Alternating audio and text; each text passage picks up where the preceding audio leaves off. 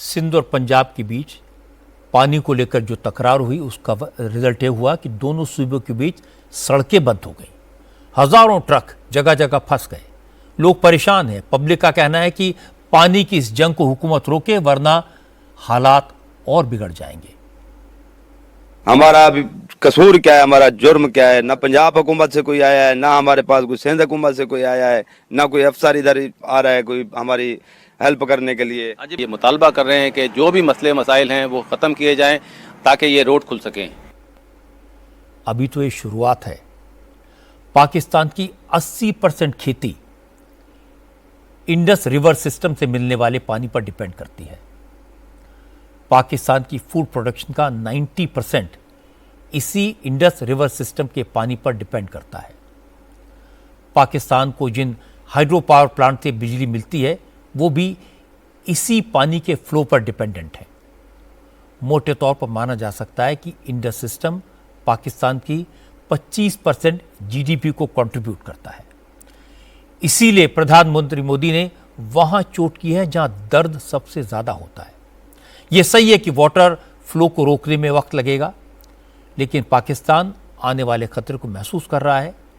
पिछले 60 साल में 4 जंग हुई, पाकिस्तान के साथ कई कॉन्फ्लिक्ट हुए, डिप्लोमेटिक वॉर लड़ी गई, लेकिन ये ट्रीटी कायम रही।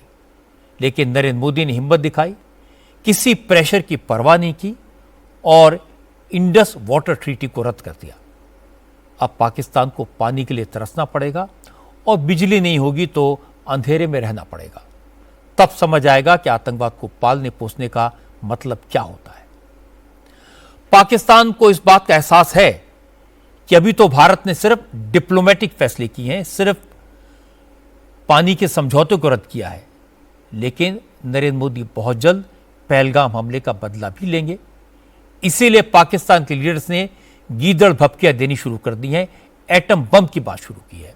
आज पाकिस्तान के डिप्टी प्राइम मिनिस्टर इसाक डार ने कहा कि भारत पाकिस्तान को कम न समझे। अगर भारत ने हमला किया तो पाकिस्तान के पास भी एटम बम है, मिसाइल्स हैं। पाकिस्तान भी हमले का करारा जवाब देगा। असल में आज पाकिस्तान की सेनेट में भारत के खिलाफ एक प्रस्ताव, एक रेजोल्यूशन पास किया गया जिसमें सिंधु जल समझौता रोकने के लिए भारत की आलोचना की गई। आरोप लगाया गया कि भारत जंग का माहौल बना रहा है। यह प्रस्ताव डिप्टी प्राइम मिनिस्टर और फॉरेन मिनिस्टर इसाक डार ने पेश किया था। शहबाज सरकार के इस प्रस्ताव को बिलावल भुट्टो की पाकिस्तान पीपल्स पार्टी, इमरान खान की तहरीक इंसाफ, मौलाना फजल रहमान की जमीयत उलमा इस्लाम के अलावा मुहाजिर कौमी मूवमेंट और अवामी नेशनल पार्टी ने भी सपोर्ट किया। इसी प्रस्ताव पर बहस के दौरान इसाक डार ने कहा कि भारत पाकिस्तान के खिलाफ कोई भी कदम उठाने से पहले समझ ले कि पाकिस्तान न्यूक्लियर पावर है। हम हर लिहाज से अल्हम्दुलिल्लाह तैयार हैं। अगर पाकिस्तान की तरफ किसी किस्म की एडवेंचरिज्म का किसी को खाम ख्याली है तो वो भूल जाए। पाकिस्तान की आर्म फोर्सेस पूरी तरह तैयार है। देखें, अल्लाह ताला ने आपको एक न्यूक्लियर कुव्वत बनाया है, अल्लाह ताला ने पाकिस्तान को एक मिसाइली कुव्वत बनाया है। तो मैं समझता हूँ कि अल्लाह के फजल करम से अगर खुदा न खास्ता किसी ने हमारी तरफ को मैली आंख से कोई कोशिश की तो उसको जवाब उसी तरह मिलेगा जैसे उनको माजी में जवाब मिला था। इसके बाद पाकिस्तान के डिफेंस मिनिस्टर ख्वाजा आसिफ कैमरे पर आए। ख्वाजा आसिफ ने कहा भारत बिना सबूतों के पहलगाम हमले में पाकिस्तान का हाथ बता रहा है और जंग का माहौल बना रहा है। ख्वाजा आसिफ ने कहा दुनिया के दूसरे मुल्कों को देखना चाहिए कि अगर भारत ने पाकिस्तान पर हमला किया तो फुल फ्लेजेड वॉर होगा और इसका असर पाकिस्तान के साथ साथ दूसरे मुल्कों पर भी पड़ेगा। उन्होंने सिंधु समझौते को छोड़ दिया है जो दोनों देशों के रिश्तों में आया बेहद गंभीर टकराव है। दोनों देशों के रिश्तों में गंभीर रूप से ब्रेकडाउन हो गया है। स्थिति टकराव वाली है। इस समझौते की गारंटी वर्ल्ड बैंक ने दी हुई है। भारत इस समझौते के तहत पल्ला नहीं झाड़ सकता है।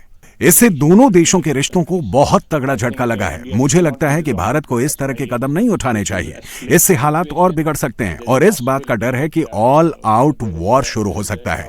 ऐसा हुआ तो इसके गंभीर परिणाम ना सिर्फ इस पूरे इलाके के लिए होंगे, बल्कि दूसरे देशों, पूरी दुनिया पर इसका असर पड़ेगा। पाकिस्तान न तो कन्वेंशनल वॉर में भारत से जीत सकता है और न ही भारत न्यूक्लियर बम की धमकियों से डरता है। पिछले साल प्रधानमंत्री मोदी से जब मैंने पाकिस्तान के न्यूक्लियर बम के बारे में पूछा था तो उन्होंने मजाक में कहा था कि मैं वहां जाकर चेक करके आया हूं, उसमें कुछ नहीं है। पाकिस्तान सिर्फ एक काम कर सकता है, झूठ के बाजार में अपना माल बेच सकता है। आजकल सोशल मीडिया के ज़माने में यह करना आसान भी है। जैसे एक शख्स का वीडियो पाकिस्तान ने वायरल किया जो दावा कर रहा है कि वो इंडियन आर्मी का अफसर है और वो पहलगाम हमले के लिए इंडियन आर्मी को जिम्मेदार बता रहा है। यह आदमी पाकिस्तान की प्रोपेगेंडा मशीन का औजार है। इसका भारत से या भारत की फौज से कोई लेना देना नहीं है। इसकी सारी बातें फर्जी हैं। इसी तरह एक नैरेटिव यह फैलाया गया कि जिस जगह आतंकवादी हमला हुआ वहां से सीआरपीएफ को हटाया गया और एक बड़े अफसर के कहने पर हटाया गया। यह भी सफेद झूठ है। कल पाकिस्तान ने एक लिस्ट जारी की थी जिसमें कहा था कि इंडियन मीडिया पहलगाम हमले में मरने वालों का मजहब छुपा रहा है। पाकिस्तान ने दावा किया था कि मरने वालों में 15 मुसलमान थे। यह कितना बड़ा झूठ है ये किसी को बताने की जरूरत नहीं है। ये कुछ एग्जाम्पल्स हैं। आने वाले दिनों में इस तरह की और भी बातें फैलाई जाएंगी। भारत के लोगों को डराने की, भारत के लोगों को बांटने की कोशिश की जाएगी। ऐसी स्टोरीज को बड़े तरीके से ऑथेंटिक दिखाकर पेश किया जाएगा। आपको इस प्रोपेगेंडा से सावधान रहने की जरूरत है। ऐसी बातों पर यकीन न करें और न दूसरों को करने दें। आज के जमाने में किसी भी जंग में प्रोपेगेंडा बहुत बड़ा हथियार होता है, इसलिए हम सबको संभल कर रहने की जरूरत है। पाकिस्तान के सूबों में आपसी झगड़े हो रहे हैं, ये मैंने आपको दिखाया। सरकार के खिलाफ पब्लिक सड़कों पर है, ये भी आपने देखा है। पाकिस्तानी आर्मी चीफ के खिलाफ लोगों में कितनी नाराजगी है, ये भी देखने लायक है।